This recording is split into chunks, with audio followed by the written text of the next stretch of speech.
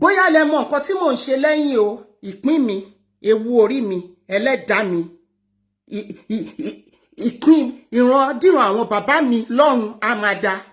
And I don't know the reason tí Esabod ṣe máa disrespect me day in, day out. When you see me lẹ́ǹkọ̀kan tí bá jáde, orí ọ̀rọ̀ ká má jà, orí ọ̀rọ̀ kẹ́ má ṣe ni má ṣe, but at the end of the day, orí mi lẹ máa dìlé lórí. If I've offended you for any reason, tell me, màá dẹ̀ bẹ̀bẹ̀. You know it pé Abike has always been my daughter. Dorcas has always been my daughter. Èrè wo ni mo fẹ́ jẹ?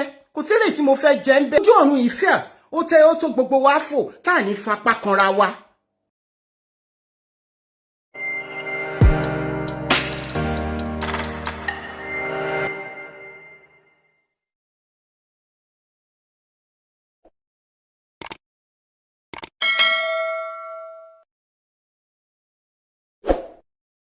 Nígbà tó di September, Esabod wá sórí platform mi. Ọjọ́ náà gan mi ò mọ̀, Adébímpé wà níbí báyìí. Adébímpé dẹ̀ olówó kan sọ fún mi pé Esabod wà níbí o. Ó ti fún mi ní stars 1,000 o. That was September last year. Mi ò dẹ̀ tètè rí bí mo ṣe rí nìyẹn. Gbogbo yín jókòó sí bí ẹ fi stars sí o. Ara nǹkan tí Esabod fi máa ń bú mi nìyẹn, tó fi máa ń tẹ̀lé mi nìyẹn. Mo dẹ̀ ṣe rí pé Esabod ni, mo embrace Esabod. Nítorí Bíbélì sọ pé tó bá wu òun Ọlọ́run ó máa sọ ọ̀tá ẹ̀ di ọ̀rẹ́ ẹ̀. Nǹkan tí mo kà sí nìyẹn. And that was it. Mo dẹ̀ embrace wọn. Mo dẹ̀ dúpẹ́. Mo dúpẹ́, mo kí wọn sọ́tún kí wọn sósì, mo ṣàdúrà. You understand? Wọ́n nawọ́ ọ̀fẹ́ sí mi ni nàún. Ó ti tán lọ́kàn wọn nìyẹn nàún. So, mi kúkú bá wọn jà tẹ́lẹ̀, òun náà ń bú mi lọ́tún lósì. So gbà tán dẹ̀ nawọ́ ọ̀fẹ́ sí mi, mo embrace ẹ̀. Èmi náà dẹ̀ bẹ̀rẹ̀ sí mo ṣàpọ́nlé wọn. Nígbà tí èèyàn bá fún ẹ ní nǹkan, what else do you expect? Tí ṣe pé mo lọ bá wọn, tó jẹ́ pé àwọn ló wù wọ́n láti wá ṣàánú mi. Mo dẹ̀ dúpẹ́. Láti ọjọ́ yẹn, she will come on my platform. She will give me stars, she will comment, she will do. Èmi náà dẹ̀ ń fún wọn ní star. Ó lè má pọ̀ tó ti wọn o, torí mi ò lówó tó wọn. But kékèké lẹ́ẹ̀kọ̀ọ̀kan èmi náà lọ síbẹ̀, máa ṣe ìwọ̀nba tí mo lè ṣe. Èmi náà dẹ̀ ń lọ sórí, mo ń lọ síbẹ̀, mo ń comment síbẹ̀. Because she comes to my platform, she will share my program. Èmi náà á share, èmi mi ò lérò, kì í ṣe torí èrò. But fẹ́ni tó nawọ́ ìfẹ́ sí mi, àwọn náà léèyàn, èmi ò léèyàn, aláìléèyàn ni mí. So, gbà tó dẹ̀ ti nawọ́ ìfẹ́ sí mi, èmi náà dẹ̀ nawọ́ ìfẹ́ padà. So, all the time, àwọn fún minister, wọ́n fún minister. Mi ò lówó ṣùgbọ́n mi ò tọrọ jẹ, bí ò pa mí rárá, nurse ni mí. In fact, I'm not an ordinary nurse. I'm an NHS nursing manager ni mí. Yeah? Mo ń gba owó tó tó mi jẹun. Mi ò ní ìdí àti tọrọ jẹ. Ṣùgbọ́n mi ò mọ̀ wípé mo ti sọ ọ̀rọ̀ tó ju ẹnu mi lọ. Because I wasn't even referring to Dorcas in particular. But what if I am referring to her? Ṣé bí mo ti kọ́kọ́ sọ̀rọ̀ sí àwọn bloggers, gbogbo bloggers mo kó papọ̀, pé ẹ jẹ́ ká máa wádìí nǹkan finifini, ẹ má jẹ́ ká kàn dédé máa sọ̀rọ̀, ká máa ṣe kíní. Kí ló wá fa gbogbo eléyìí? Kò tíì sí àwọn ọmọ, in fact mi ti ẹ̀ tètè mọ̀ pé àwọn ọmọ Dorcas ń bú mi. Thank you Yeye Oge for the stars. God bless you. Mi ti ẹ̀ kọ́kọ́ mọ̀ pé àwọn ọmọ Odo Nation ń bú mi. Orí ọ̀dọ̀ Esabod ni mo ti gbọ́ pé ṣé mo fẹ́ sọ pé mi ò rí bí àwọn ọmọ Odo ṣe ń gbé mi sáré tí wọ́n bú mi, kò séré tán fẹ́ gbé mi sá mọ́. Nígbà tí blogging new tó sì níyì, tẹ́ ń fún mi lóríṣiríṣi orúkọ, tí mò ń jáṣẹ́wó, tí mò ń jẹ́ ọlọ́wọ́ bọ̀ọ̀lì, tí mò ń jẹ́ gbogbo orúkọ tẹ́ fún mi, tí mò ń jẹ́ ẹlẹ́ẹ̀kẹ́ whatever it is. Ìgbà yẹn ló níyì. Ń sìn báyìí, ṣebí later fúnra Esabod náà sọ pé àràbù ni àwọn ṣe, bí ó tẹ̀ wá ń ṣàràbù àti dúpẹ́ lọ́wọ́ Ọlọ́run. I've never for once disrespect Esabod for no apparent reason. And I don't know the reason tí Esabod ṣe máa disrespect me day in, day out. Ẹ wò, kí ni Ṣẹ́bùnmi Adams ó tiẹ̀ gbé mi síbẹ̀ ó bú mi ó bá débi pé ó bú gbogbo ìran mi síbẹ̀ ó ní ìwà mi ò dá mo dúpẹ́ lọ́wọ́ Ọlọ́run ìwà mi ò lè dá ìwọ̀nba tí mo lè ṣe náà ni mò ń ṣe yìí mo lè má lè ṣe tó bẹ́ẹ̀ ṣe expect but the little tí Ọlọ́run deposit in me ni mò ń ṣe. If every one of you now think, if some of you now think pé ṣé ni mò ń sápamọ́ tí mò ń ṣe fracas ní kọ̀rọ̀ ṣé kíkí ni má bàa ṣe kẹ́ má bàa lù mí títí lọ pé àjọmọ̀lé thank you for the stars ẹ ṣé mo dúpẹ́ ṣé kẹ́ má bàa lù mí ni mo ṣe ń sápamọ́ ni àbí ìjọ́ tẹ́ tí ń lù mí ṣé mi ò ṣiṣẹ́ ni àbáwọn èèyàn ò pè mí síṣẹ́ mọ́ àbí wọn ò dá sọ̀rọ̀ mi àbí ìjọba gbaṣẹ́ lọ́wọ́ mi ni àbí mo tọrọ aṣọ wọ̀ no àpọ́nlé lára ń fẹ́ gbogbo ògbà ni mo fi ń pọ́n wúmà yìí lé níwájú Ọlọ́run àti èèyàn gbogbo ìgbà tán fún mi stars yẹn gan màá lọ sínú inbox màá tún lọ dúpẹ́ lọ́tọ̀ even though mo ti dúpẹ́ níta gbangba màá tún lọ sínú inbox màá tún ṣe àdúrà rẹpẹtẹ màá dúpẹ́ níjọ́ tí wọ́n pè mí síta pé àwọn àti aláṣọ àdúrà nǹkan kan pé ṣé mo rí o kí n wá dá sọ̀rọ̀ I came out mo came out láti bẹ̀bẹ̀ kí n tó rí aláṣọ àdúrà kò rọrùn láti bẹ̀ láti bá sọ̀rọ̀ bó ṣe sorí kẹ́ǹdì yẹn kò rọrùn láti bá sọ̀rọ̀ for me láti lè dúró lé lọ́rùn tí tó fi lè gbọ́rọ̀ sí mi lẹ́nu kì í ṣeṣẹ́ kékeré o mo mọ nǹkan tí ojú mi rí o ojoojúmọ́ ló dẹ̀ ń rúdù sí mi bẹ́ẹ̀ ṣe rí yẹn tí bá kàn ń sọ tẹ̀rù pé mò ń ṣeré nígbà míì tí bá sọ pé mo fẹ́ gbé Adébímpé wá ẹ máa ń rò pé ṣeré ni it wasn't ṣeré o n tó fojú mi rí ni because I do not want her kó máa jà because ó máa affect mi ìgbà tó joyè tán mo dìídì sọ fún mo ní ó ti joyè tán o mi fẹ́ rí ẹ nídìí ìjà o mo kàn ń pàṣẹ ni o mo kàn máa ń pàṣẹ ni bó ṣe máa ń sọ pé a pàṣẹ ẹ̀dẹ̀ máa pàṣẹ èmi ló lè mú ó máa ń mú mi mo dẹ̀ ń gbà fún because a ní láti gbà fúnra wa ṣé rí gbogbo respect ẹ rí mi kí n bọ́ síta kí ní ẹ máa pè mí ní àǹtí Àbíkẹ́ kẹ́ máa pè mí ní mọ́mì kẹ́ máa pè mí ní ìyá no àwọn ọmọ tí mo bí ń pè mí ní màmá àwọn ọmọ tí mo bí wọ́n pè mí ní màmá àwọn ọmọ tí mi mọ̀ rí tí Ọlọ́run jogún fún mi wọ́n pè mí ní màmá in fact èyí tí mo ṣe yìí àwọn ọmọ tí kì í ṣe pé mo finú mi bí tí Ọlọ́run jogún fún mi tán bá rí show yìí ìyẹn tí wọ́n bá sí lórí show yìí mo ti kẹran àṣà mi egun mo máa ń bẹ̀rù àwọn ọmọ tó jáde lára mi àtàwọn ọmọ tó ń mú mi bí ìyá nítorí pé wọn ò fẹ́ dọ̀tí fún mi ṣùgbọ́n lójoojúmọ́ ni Esabod máa ń dọ̀tí mi all the time ẹ pọ́n mi lé ẹ tún dọ̀tí mi á pọ́n mi lé wọ́n á tún dọ̀tí mi I don't do that to you mi ìmẹ̀ṣẹ̀ tí mo ṣe Esabod tó fi jẹ́ pé gbogbo ògbà lẹ máa yẹ̀yẹ́ mi kiri Esabod bá mi wí bí ìgbà tó ń bọ́ ọmọ ọdún 5 sọ̀rọ̀ ni mo gbà fọ́lọ́run nítorí pé mi ò lè jà aláìlágbára ni mí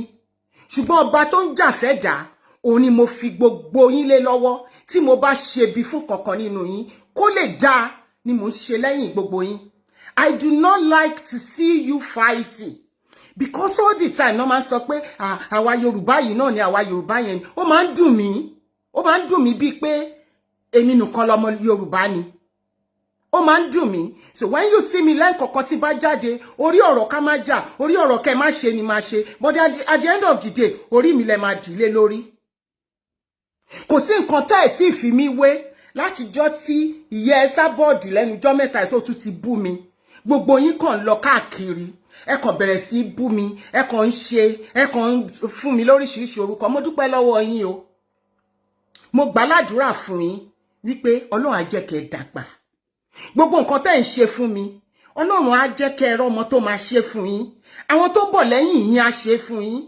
àdàbí tó bá jẹ́ pé gbogbo ẹ̀sùn tẹ́ fi kàn mí ẹ wá ní wọ́n ní fake love ni mo ní sí Dorcas thank God now it is fake love mi ò rí ìgbà yẹn mi ò rí ọjọ́ yẹn even bó ṣe ń bá àbúrò mi Adébímpé jà mò ń lọ sínú inbox ẹ o because I love them gbogbo wọn ni mo love ẹni tí ò bá ti lè kọ́mọ tiẹ̀ síta wípé kó lọ máa ṣe rádaràda, mi ò ní máa gbàdúrà, mi ò dẹ̀ ní wá dúró tì yín wípé nǹkan tẹ́ ń ṣe dáa, ẹ má jà náà ni máa sọ. Tí n bá dẹ̀ báyìí, tí n bá ti ń bẹ́ẹ̀, tí mo bá tọ́rọ̀ mi bá wá, tí mo bá sọ̀rọ̀ tó bá wá ta bẹ́ẹ̀ ń sìn, mi rò pé ó kọjá ẹnu mi, Dorcas. Mi rò pé ó kọjá ẹnu mi sí ẹ. Gbogbo ẹ̀ náà ni mo rí, ó fún wọn, ó bá wọn san €250. Ó bá mi san €250. I did ask for her account. She refused to give it to me to pay. Mi ò ṣoníṣẹ́ now. Mi ò ṣoníṣẹ́ now. Mi ò ṣoníyà now. Mi ò ṣe lébi. People that knows me will tell you that I'm not. Mo Betty, kó tiẹ̀ fún mi ní account ẹ̀ kí n fún ní €250 yẹn láti 20 what? Ó dẹ̀ ní no. Èmi náà dẹ̀ lọ barajà ní ṣọ́ọ̀bù ẹ̀ gẹ́gẹ́ bí ìyá sọmọ. Nǹkan tí máa ṣe fún àwọn ọmọ tèmi tó jáde nínú mi ni mò ń ṣe fún everyone around me. I cannot do more than this. If my best is not enough, kò wá okay lójú Esabod. Because ń ṣe ló dàbí ìgbà tí ó ní ẹ̀ṣẹ̀ kan tí mo ti ṣe Esabod, tí mo dẹ̀ fẹ́ kó jáde kó sọ kí n dẹ̀ tún bẹ́ẹ̀. Nítorí pé ẹni tí èèyàn ò bá lè mú, ẹ̀bẹ̀ lèèyàn ń bẹ́ẹ̀, á dẹ̀ fà lọ́lọ́run lọ́wọ́. Mi ò lágbára Esabod. Mo ní orúkọ láti protect. Mo ní ìlú tó ń wò mí, Mi ò manipulate. I'm telling you, tí mo bá ní ẹ̀ṣẹ̀ tí mo ṣẹ̀, Esabod, orí mi ò tóbi jù lọ́rùn mi láti sọ pé sorry. I will say sorry. Tí mo bá fi lè bẹ̀ ọmọ kékeré, kí ló ṣe mí tí mi lè bẹ̀ àgbàlagbà? Tí mo bá sọ wípé káwọn èèyàn tí àwọn bàbá máa fáwọn èèyàn tó wà labroad ní oyè kán máa wò wọ́n, ṣé have you not said more than that in the past? Tí mo bá sọ yẹn ṣó ti pọ̀ jù lẹ́nu mi láti sọ ni. Mi ò dẹ̀ dárúkọ Dorcas. Didn't you see wípé mo ti kọ́kọ́ bá àwọn bloggers ìwé Esabod tí mo ní ká máa ṣe fact findings.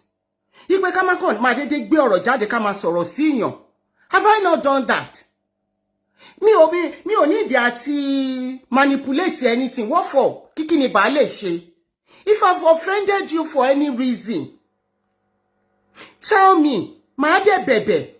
Because it's like you just hate me. You hate me so much. You hated me so much that, you don't even know what to do with me. Tell me ẹ̀ṣẹ̀ tí mo ṣẹ̀ kí n dẹ̀ bẹ̀bẹ̀ ń bí báyìí. Kí gbogbo èèyàn bá mi bẹ̀bẹ̀. I don't need to manipulate anything. What for? At my age, I'll be 64 ní oṣù mélòó síbí yìí. Fún kíni tí mi ò bá dẹ̀ wá lè stand on my feet nsìn yìí. You've been bullying me for how many years? You have been bullying me. Tọmọtọmọ ló ń bully mi. Mi ò ever sọ̀rọ̀ sí yín rí. Mi ò ever gbéná wojú Esabod rí. I've never. So nǹkan tí mo bá ṣe tó ń bí ẹnu, I'm not manipulating. I'm telling the exact story. Èyí tó ò bá rí bẹ́ẹ̀ ni pé type it here kí n dẹ̀ clarify ẹ̀. Ó ní àwọn tí mo lọ bá ń sìn, ṣé mo máa jèrè wọn ni? Èrè wo ni mo fẹ́ jẹ? You know it pé Abike has always been my daughter. Dorcas has always been my daughter. Èrè wo ni mo fẹ́ jẹ? Kò sí èrè tí mo fẹ́ jẹ ń bẹ́ẹ̀. Ó ní wọ́n fún minister, ó ní wọ́n bá mi share ètò mi, ó ní mo dẹ̀ ṣe, àwọn ni mo lọ bá ń sìn. What for? Gbogbo wọn ni mo nífẹ̀ẹ́ sí. Ṣé Àmọ̀rí ń share show mi ni? Àmọ̀rí ò share show mi. Gbogbo yín ni mo nífẹ̀ẹ́ sí. How I wish pé kí gbogbo wa ká lè wà lálàáfíà, kó má sí jà. Ojú ọ̀run ìfẹ́, ó tó gbogbo wa fò, tá ní fapá kanra wa. Kò ní ìdí ká máa bara wa lórúkọ jẹ́ lójoojúmọ́ náà. Ṣẹ̀mí bí ẹ lògùn ọ̀rẹ́. Tí èèyàn bá ṣẹ̀, wá sọ fún pé ẹ̀ṣẹ̀ tó ṣẹ̀ mí ní ìtinú fi ń bí mi. Mi ò dẹ̀ jọra mi lójú, mi ò tó nǹkan kan, ìrà lásán ni mí. I'm going to beg. I'm always begging. Kò sí ọdún náà tó máa kọjá tá máa bọ́ sí New Year. Tí mi ní wá sí orí ìkànnì yìí, tí mi ní wá sọ fáwọn èèyàn pé ẹni tí bá ti ṣe foríjì mi, ẹ má bínú sí mi o. Kò sẹ́ni tó gbọ́n tán. Ọjọ́ orí ò mí pé èèyàn gbọ́n o. Torí pé mo ti over 60 kò mí pé gbogbo ẹ̀ ni mo mọ̀ tán. Ibi tí mo bá ti manipulate ni kí Esabod bá mi tẹ̀ sí bí báyìí. So that kí n sọ, kí n dẹ̀ bẹ̀bẹ̀. Kí n bẹ̀ Esabod. Thank you fún ẹni tó fún mi ní star. Olaniyi Samuel, thank you. Nǹkan tí bá fi manipulate mo fi wà sneaky. Tí mo sneaky, gbogbo orúkọ tí Esabod fún mi. Bó ṣe fún mi nìyẹn ní some years ago. Ó tún ti bẹ̀rẹ̀ nìyẹn. Gbogbo nǹkan tí mo bá ṣe, let's just settle it once and for all. Because eni la rí, èèyàn lè má dọ̀la. Gbogbo tó ń dùn lẹ́yìn, asán ni o, asán ni náà, asán ni gbogbo ẹ̀ máa tán. I don't need to manipulate anybody. Kò sẹ́ni tó ń gàrí mi. Mi ò dẹ̀ bẹ̀bẹ̀ love. Nǹkan tí bá ṣe fún ẹ tó ń bí ẹ nínú ìyá mi, ó ní kó sọ ń sìn, ẹgbẹ́jọ ni wá. Ẹgbẹ́jọ ni wá. Gbogbo ọmọ téèyàn bá ti bí tó bá jẹ́ pé ọdún méjì mẹ́ta lẹ fi jura yín lọ, ojú ẹgbẹ́ ni yín. Ẹgbẹ́jọ ni wá o. Àpọ́nlé là ń pọ́nra wa lé. Àpọ́nlé ni mọ́là Haúsá ni Haúsá ń jẹ́. Èmi kọ́ ni mo kó Esabod níṣẹ́, ó kàn pọ́n mi lé ni. And I always say it. Èmi náà ò fi pamọ́. Tí n bá manipulate tó ń bí Esabod nínú, I am here. Say it here and let me kí n ṣàlàyé ara mi kí n dẹ̀ bẹ́ẹ̀. Kó gbé mi sílẹ̀. Because àlàáfíà ẹni mo fẹ́ Esabod. Àti ń dàgbà. You said it yourself pé a máa tó pé 70. Kí wá ni wàhálà? Kí ni wàhálà gan? Owó tèmi nìkan máa gbà ní pension mi. Ọdún tí mo ti ń ṣiṣẹ́ pẹ̀lẹ́ NHS ni. Especially àwa tí wọ́n tún ti jẹ lówó ní many years. Àwọn ẹgbẹ́ mi ń gba 80k. Mi ò lè jìyà láyé mi táyé fi máa parẹ́. Mi ò jẹ́ kí n jáde síta láti sọ pé bí mo ṣe tó nítorí mi ò tó nǹkan kan. Ọlọ́run ló tóbi. Nǹkan tí n bá fi ṣe ìwọ Esabod, ó ní kó sọ kó jẹ́ ká parí ẹ̀. Kí n bẹ̀bẹ̀ kó dẹ̀ tàn síbẹ̀. Leave me alone and let me have my peace of mind. Mo ń ṣe ìwọ̀nba tí mo lè ṣe tí n bá wá bú àìmọye àwọn ọmọ tí ìwọ tó jẹ́ Esabod tó ń bá wí lórí ìkànnì yìí. Yes kẹ́, àìmọye àwọn tí ìwọ ń bá wí lórí ìkànnì yìí. Ṣé mo ever wá bọ́ síta kí n máa forí yín gbára? I will never do that because àgbà máa ń rẹ́ ọmọdé jẹ ni. Ìjọ táláyé ti dáyé ni wọ́n máa ń fi àgbà rẹ́ ọmọdé jẹ. I've never been rude to you. I've never been rude to you. Even though àwọn nǹkan tí mi ṣe that you said I did. And they believe me. Mo dẹ̀ gbà f'Ọlọ́run. If there's any more thing that I've done to you, only say it now. And let me beg you. Kó dẹ̀ máa lọ bẹ́ẹ̀. And then leave me alone. And let me have my peace. Now, tí Dorcas bá wá sọ́nsìn, yẹ̀yẹ́ Dorcas. Wípé láyé mi. Because òun sọ́nsìn ò padà wá gbé sórí chat ẹ̀. Ó ní, ta ló sọ pé òun bá mọ́mí Abike jà. Ìgbà tó ò bá mi jà, tó ò fẹ́ kán máa bú mi, tó ò gbé fọ́tò fídíò 2021 jáde. Kí ló dé tó kọ àkọlé lé lórí? Ọ̀ǹtí tí gbogbo àwọn ọmọ ẹ̀ tó bẹ̀rẹ̀ sí bú mi, tó ń bú mi, tó ń lọ ń ṣe ṣáàtì fún mi, àmì tó ń ṣe oríṣiríṣi, tó ń pè mí lóríṣiríṣi orúkọ. Gbogbo yín ẹ bẹ̀rù ọjọ́ kan tẹ́yìn náà máa dàgbà. That is tẹ́ bá dàgbà. Because ẹlòmíì ti forí ẹ̀ gbèpè. Èmi ò ní ṣépè fún anybody. Ṣùgbọ́n ẹlòmíì ti forí ẹ̀ gbèpè. Ewu orí mi àdàbí tí mo bá robi ròyìn nìkan ló kù. Tí mo bá sọ̀rọ̀ èèyàn máa sọ̀rọ̀ ńgbà èmi gan. Tó jẹ́ pé ẹnu máa gbé èèyàn ọ̀rọ̀ máa lọ anywhere. Ṣé mo ti wá kéré ju ẹni tó lè sọ̀rọ̀ sí Dorcas ni? Àwọn ọ̀rọ̀ tí Esabod ti sọ sí Dorcas láyé yìí. Recently tí Kútọ́nù yìí wà ńbẹ̀ náà. Ta lẹni náà tó jẹ́ gbéná wojú Esabod? But nítorí pé mi ò kí ń sọ̀rọ̀ àbí ẹ ti rí mi ní pray yín. Èmi ò ń ṣe pray yín o. Ṣùgbọ́n gbogbo nǹkan tẹ́ bá ti ṣe, lẹ máa forí yín gbé pátápátá. You're calling me now. Okay. You can't call me on this one, Esabod. Okay. Hello, Ekale, Pinto. Ekale. Number one, gbogbo revision tẹ́ ń ṣe kò get on me.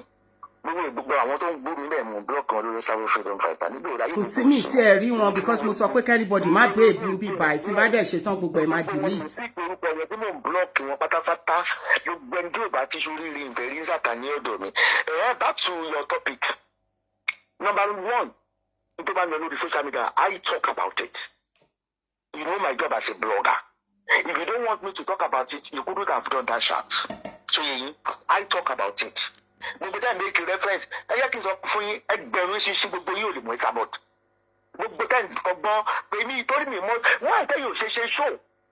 nígbà tí àbúrò yìí tó gboyè ẹ ṣe ṣóǹgbà yẹn ṣé kò sínú fracas nígbà tí yeye kíní kan tó lóhùn Àbíkẹ́ tó gbé ẹ ṣe káàtì nígbà yẹn mo ní mo rí kàbòsí.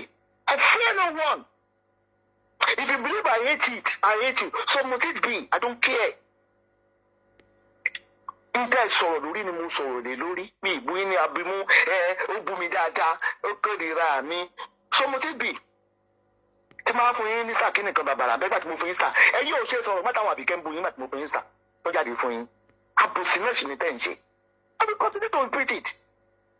Ẹ má ti torí pé àkìnjá lọ́dọ̀ wa àkìnbúyàn ẹ tún máa tèèyàn gàràgàrà ẹ má tèèyàn mọ́lẹ̀ gàràgàrà ẹ yóò ṣe jáde nígbà tí mo fún yín sàtún gbógun tì nígbà tí mo ṣàṣọ yín táwọn ìdúgbò wọn ń ṣe ṣó fún yín ẹ ṣe jáde nígbà yẹn. màá dáhùn question yẹn I did mo ṣe show. Please hold on jẹ́ kí n dáhùn tàbíkẹ́ nígbà tí wọ́n ṣe tí you posted it to me I did talk about it I did talk about it. Ẹ̀rù ò bà mí láti sọ. I did.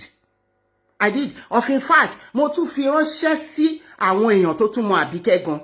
I did. And I'm saying it all ní bíbá yìí sí. I did. Nígbà tí mo ò ṣe àyín tí wọ́n ọjà ń gbàyà bí wọ́n jà. Mo dẹ̀ sọ sẹ́yìn fún yín. Maybe yẹn lè káàtà sí trade. Just because I know they started bullying you. Tó yẹ yín. Kí ni bẹ́ẹ̀ pé mo bẹ̀rù kọ́kọ́ gbàdọ̀ ọ̀dọ́dún kan ní ọwọ́ mi. Ẹgbẹ́ tiẹ̀ ni wá nàún ẹgbẹ́ ni wá. Gbogbo nǹkan tí ẹ̀yin sọ yẹn bí ìrí ẹni tó lè gbé sábọ́ọ̀dù sáré àfi tí màá fẹ́ dànù.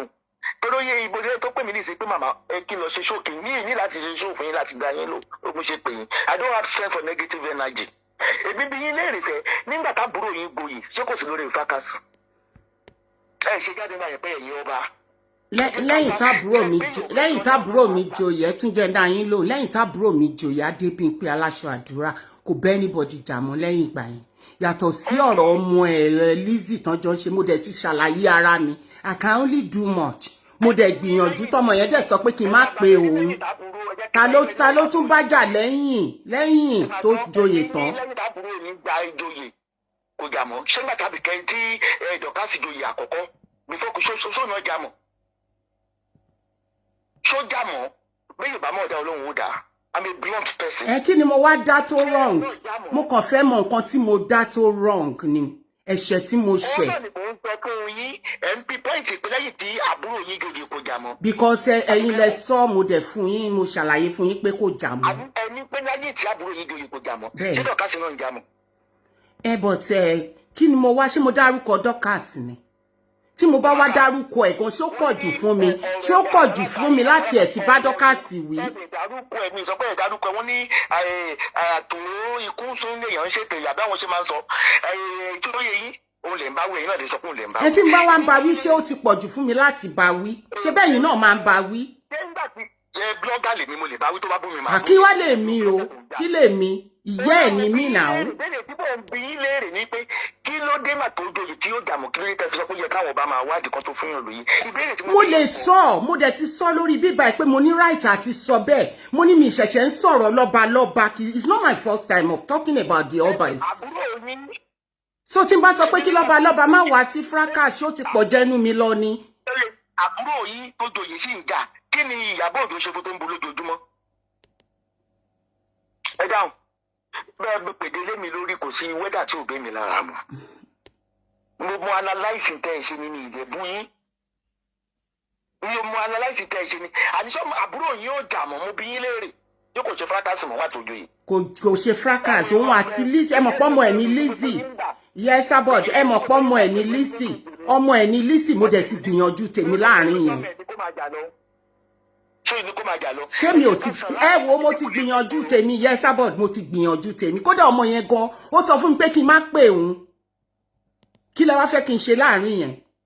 ìyẹn kọ́ ni mò ń sọ fún yẹn tí gẹ́gẹ́ bone of contention. ló ń jà lóun sì ń jà mo ní ṣe bọ́ ọmọ ẹ̀ ló ń òun àtọmọ ẹ̀ ìjà ọmọ ẹ̀ ló ń jà. nígbà tí Lizzy gboyè ṣé kò máa jà lọ. ẹ ṣe pé ọba yẹn ń gbà yẹn àdúgbò ògáàdì pé yẹn tó ń jà ni wọ́n fún lóyè. ìdẹ́ mi sọ fún yín nìyẹn bí ebi yẹyẹ ni wọ́n ń gbà wọn ọ̀gbìn lóye lójú tèmi yẹyẹ ẹ̀sìn ni wọ́n ń gbà. tó yẹ yẹyẹ ni wọ́n ń gbà bí kò tó lè jóyè kórí ẹ̀yìn òjòyè lọ́dọ̀ ọba kó máa ṣe Fracas what a good example la fẹ́ wò láre kí ni àwòkọ́ṣe la fẹ́ wò láre wọ́n sì ń jà lọ so ebi ò wà against yín o ìtò wà lórí social media mo analyse.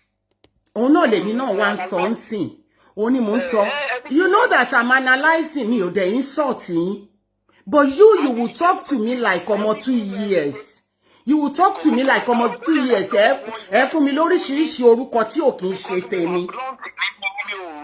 mi ò pè yín lọ́mọ tó yẹ mi dẹ̀ sọ pé orí yín ò dáńgbà mo ṣe chat ìbéèrè tí mo bí lórí chat náà ni wípé why ìtí mo bí yín nìyẹn mo ní why tó pé ńgbà tọmọ yẹn joyè lè pinpoint àwọn ọba kọ́ máa wojú àwọn tó máa. mi ìṣẹ̀ṣẹ̀ ń pinpoint àwọn ọba because you don't watch my shows mi ìṣẹ̀ṣẹ̀ ń pinpoint àwọn ọba Esabod honestly. ṣé mo pẹ́ gbogbo ẹni táyì lọ gboyè láti Nàìjíríà ìlú òyìnbó lọ Nàìjíríà ó lè làwọn ọba yẹn mú dẹ̀ ṣe bọ́wà fún bọ́mbà tó bọ́mbà I'm not siding to it kí ló dé tí gbogbo yín gà nígbà tẹ́lẹ̀ gboyè. ìgbà tẹ́mi gboyè let me tell you now ẹ béèrè torí you said something and it's very insulting to me láti sọ wípé ṣebí èmi náà joyè oyè tèmi náà ní ìdí kí wọ́n wá díẹ̀ now èmi ti ń joyè do you know how many years tí mo ti ń joyè yes Esabod.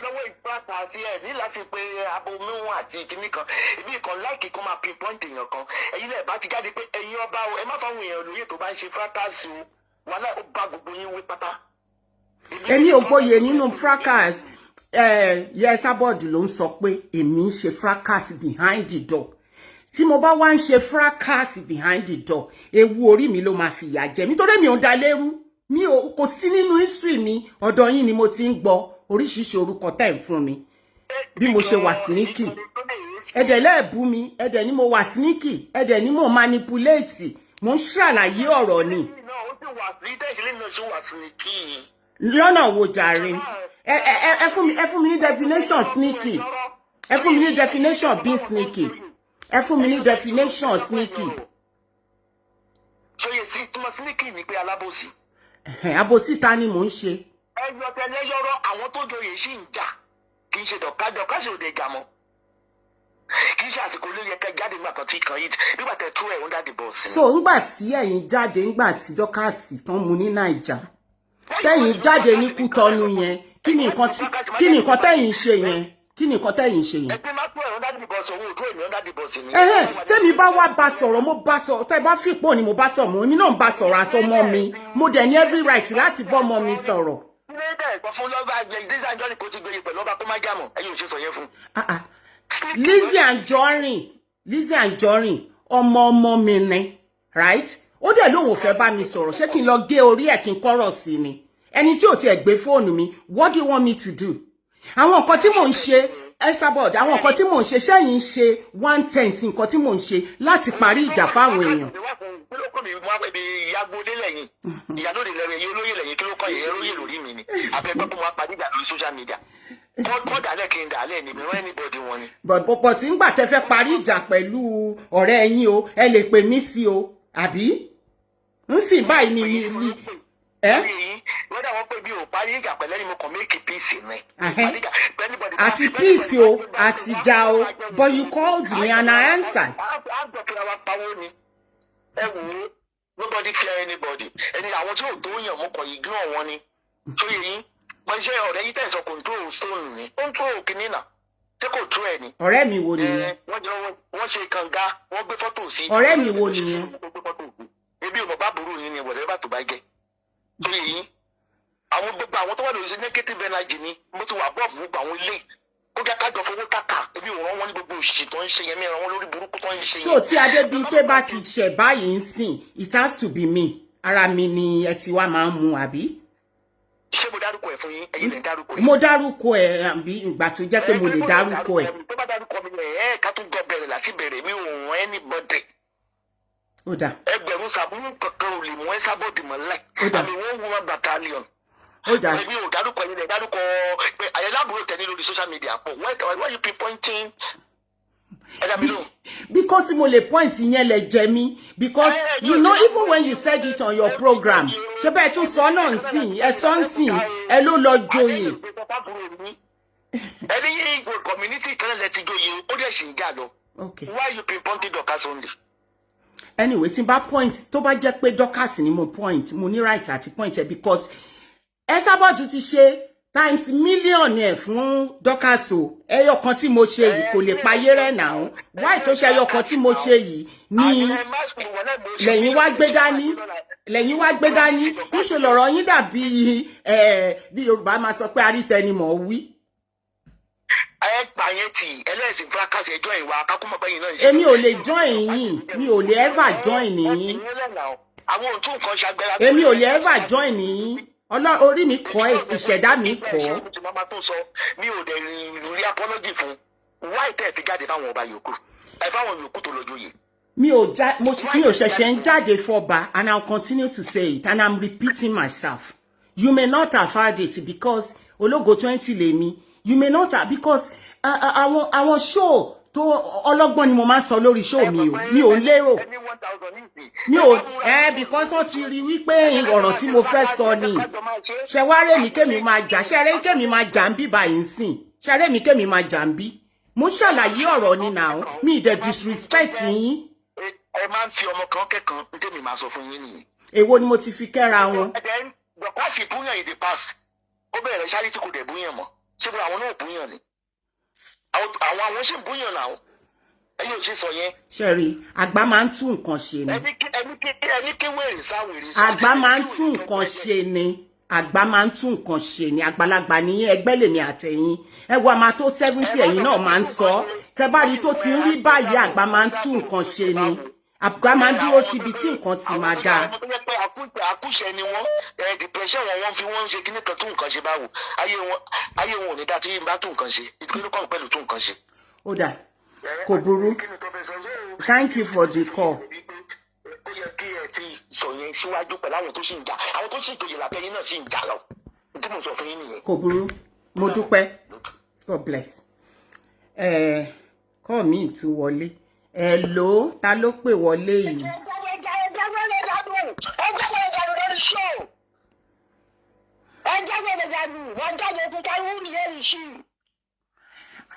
Yèyé fìwà ṣọ̀rọ̀. Ọkọ mi, àbúrò mi, I love you. Kò síjà, kò síjà, kò síjà, kò síjà. Àbúrò mi.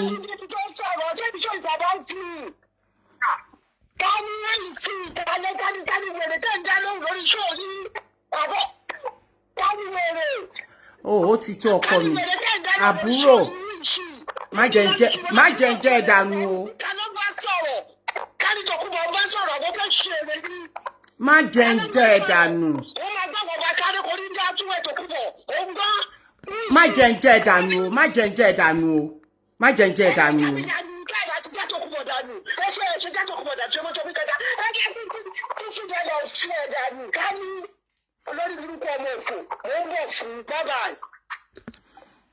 Nǹkan tí mi fẹ́ ló fẹ́ ṣẹlẹ̀ yìí báyìí sìn. Ó ti dé nìyẹn o. Nǹkan tí mi fẹ́ ni o. Nǹkan tí mi fẹ́ rèé o. Ó máa bẹ̀rẹ̀ nìyẹn o. Lọ́ṣọ́ rẹ̀ o. Lọ́ṣọ́ ààrẹ o. Adébímpé. Lọ́ṣọ́ rẹ̀ o. Toro máa dé tó máa gùn mí gàràgàrà nìyẹn o.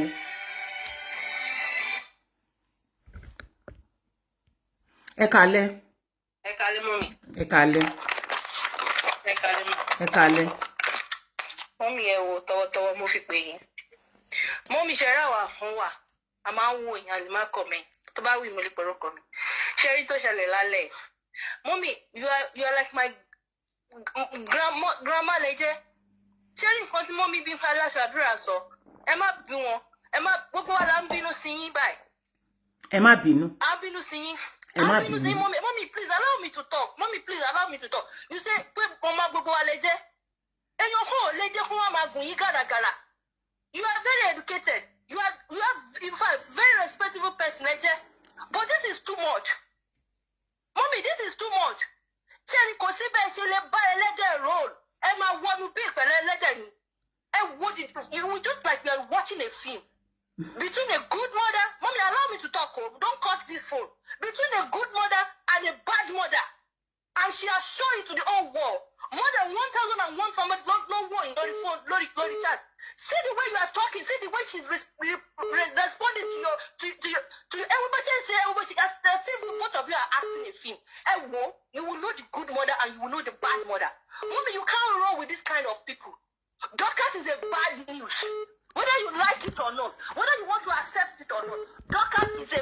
I'm not accepting it. Ọkọ mi, I'm not accepting it. Ọkọ mi, please. I'm sorry. You allow me to talk, mommy. You can call the phone. You have all the right. Mommy mi leje, grandma mi leje. Èmi tí mo bá yín sọ̀rọ̀ yìí, my mom is almost 80 something. My mom is 88 years old. So ẹ bí mi. But this is too much. Báwo la ṣe fẹ́ fọ society wa mọ́? Tọ́mọ bá ṣe dáadáa, ẹ jẹ́ ká sọ. Tí ọmọ ò bá ṣe dáadáa, ẹ jẹ́ ká sọ. Ẹ̀yin ìyá wa, ẹ̀yin ni bàbá, ẹ̀yin ni everything. We have the right to say, mommy, enough is enough. You have tried to make peace. You have tried to let peace fall everywhere. But these people don't want peace. Ibi kan ti rí jẹ, inú kàná ti rí jẹ, inú kàná ti ń gbé sùn. Wọn ò fẹ́ gbọ́ correction, wọn ò like correction, wọn ò dẹ̀ like òótọ́ ọ̀rọ̀. Ó dà, ẹ má bínú. Ẹ má bínú.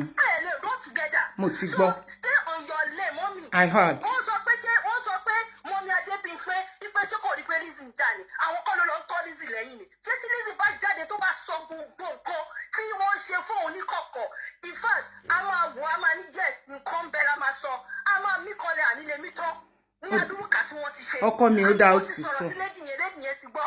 So kí ló wá dé tí yóò ṣì yá àgbà yẹn lọ́wọ́? Ó ti tó ọkọ mi, màá kọ̀ tẹ́ off o. Màá kọ̀ tẹ́ off ọkọ mi. Ó dà jọ. Ó dà jọ. Ó dà jọ ọkọ mi. Ó dà jọ. Ó dà jọ. Ó ti tó. Ó ti tó. Ó ṣé, love you. Ṣé báyìí ó ti sú mi. Ẹ káalẹ́. Ẹ káalẹ́. Ẹ ṣé o. Good evening, ma. Good evening. It's your daughter. Dorcas. Yes. Ojú ẹ fíntín. Ojú ẹ fíntín. Ṣé wọ́n ní mo bú ẹni? Màá wá bẹ́ ẹ ní ṣọ́ọ̀bù ẹ, màá lù ẹ this time around. Kán ṣẹ̀ṣẹ̀ wá bú mi dáadáa, kán ṣẹ̀ wá gbèjẹ́. Mo ní every right. Mo ń gbọ́ ẹ o, mo ń gbọ́ ẹ. Àtẹ̀yìn àti mọ̀mí ẹ sábọ̀d, orúkọ Jésù ni mo fi bẹ̀yìn. Ẹ má bínú. Ẹ mọ̀ wọ́n ní àgbàlagbà máa ń fi something rẹ ọmọdé jẹ ni. I love both of you. You've been a wonderful mother. Before kí n tó bẹ̀ ẹ̀yin àti mọ̀mí ẹ sábọ̀d, let me just express myself. Go on, darling. Okay, ma. Níwájú ilẹ̀ nítọ́lọ́run, show tí wọ́n sọ pé ẹ ṣe nípa àwọn bàbá, ẹ má jẹ́ kí n dárúkọ. Ẹ jọ̀ọ́, ẹ má comment kankan sí bíbá, and I mean it. Nobody should be rude to my daughter. I am begging of you, and I mean it. Ẹ jọ̀ọ́ mo fọlọ́run ọba bẹ̀yìn tẹ́ bá mọ̀ pé nífẹ̀ẹ́ mi. Má sọ̀rọ̀ ẹ lọ ọkọ mi. Don't worry about those people. Má sọ̀rọ̀ ẹ lọ. Ẹ má jẹ́ kí n dárúkọ àwọn bàbá wa yẹn torí wọ́n máa crop ẹ̀, wọ́n á lọ manipulate ẹ̀. Wọ́n sọ pé ó ń bú àwọn bàbá wa yẹn. So ẹ má jẹ́ kí n dárúkọ wọn. But àwọn bàbá wa tó fún wa lóyè and everything. Ní ti wájú ilẹ̀ látọlọ́run, mo rí show yẹn, mi ò wò up to tí mo ṣe wà. I swear on everything that I have. And I wasn't moved by, that particular show. Okay, but the one that really moved me was when Mama Alasradura, I don't think I have had any show for her recently. Okay, maybe she's giving her support to other people, and that's why she's coming for me. And lately, you can see that I'm not even replying her, and I'm not going to reply her.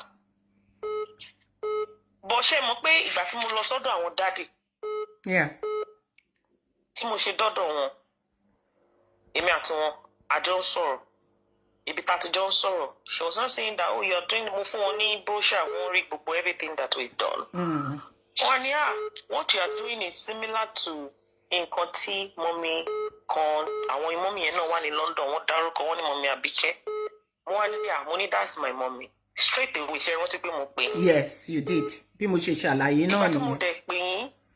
You spoke so well and everything, and we laughed. And then after the birthday, mo kúrò birthday wọn, ẹ check on me and everything. Yes. And you have always done that. Yes, always.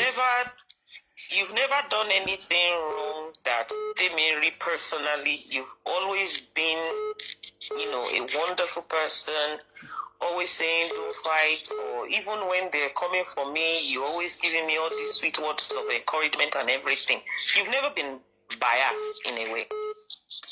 But Mori Shoti, Mama Adébímpé Alasradura, and I think that is what is causing this sort of like fight and everything that is ongoing. when she staged that show, she staged the show in a way like big Atoje and introduced me, see Baba, Boya Moalo Joju or something like that, you know, the way she said it. And then I think one of those, you know, one of them that is in Libya, she show, you know, they crop a little bit for me, Mommy Abike and you know, I didn't want to really address it that much. Like, I didn't want to talk about it on Facebook or anything like that because I don't really have, my life is so different right now. I don't really have the time for what they're doing on Facebook. So, one message in no, and I have my message here because I didn't want to discuss it online. So, Muni, good evening, Mommy. Muni, I did not go to Baba via you. Because that was the way they painted it. She understand, ma? This conversation that Yala Shadora in video, the only person that knows that conversation is Mommy Abike and myself. How did that conversation get to Yala Shadora? So mo lórí show you that I told her ní jeta. That's yes about the show fún mi. Then the way that she show and sing, that she explain it, or give different image completely. Yes. Than in Conti, I want her to paint because the way she tried to paint it is different. I understand. So I understand she's fighting. So the video that I posted this morning, ma, let me just explain the video. I didn't post the video to abuse or to harass or anything. When she had that show, I wanted her to know that I don't have problem with Mommy. As a matter of fact, she has been to my shop before. And this is a video of myself and I said, Emma, when somebody is doing something, you won't know what that person is thinking inside. Why did she post the video? And this is a money. I forgot to post this video. Money, it's well, Kasha Mashidada, which means that Kasha Mashidada, not in a way to attack you. And once I post a video or anything like that, I don't even go to comment section because Timba post video. If I make comments, legit be 200, 300. Who's gonna go through 200, 300 comments? But when my attention was drawn to Ibokipe, one particular person put up an update.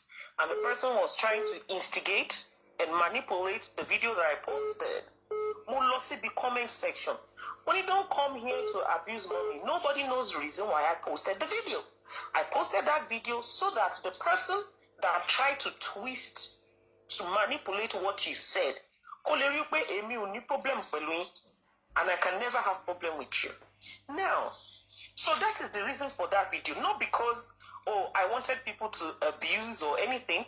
And I went there. I don't know the people that were dropping comments there. More comments to one, but so that people will see that this video is not because of so. We'll drop a comment so that people can stop. Or whoever that is dropping comment or whatever, they can stop it. Okay. So on that one, Mommy, I'm so sorry. Okay, Duro. Hold on, sweetheart. Ṣó gbọ́ bí mo ṣe ṣàlàyé bọ́rọ̀ ṣe ṣẹlẹ̀. Ṣó gbọ́ bẹ́ẹ̀? Right. So I feel so good inside of me that okay, it has nothing to do with you. It was actually somebody that was trying to instigate. So see ọ̀rọ̀ tí mo dẹ̀ sọ, I did not mention ṣó tí mo ṣe bí mo ṣe ṣàlàyé. I have every right tí bá tiẹ̀ ní nǹkan tí mo fẹ́ sọ sí ẹ. Mo ní right láti bẹ̀ wí àsọmọ mẹ́. Mo ní every right. Téèyàn kan bá sọ fún mi pé mi ní right, I have it and I'm claiming it. Nítorí mi ò dúró síbi ìbàjẹ́ fún ẹ lọ́jọ́ kan rí láyé mi. Then you have the right. Yes. Mama too can slap me. Yes. When Mama slapped me in December, people thought I was going to reply. I did not reply. Because I don't have time for that anymore. As we are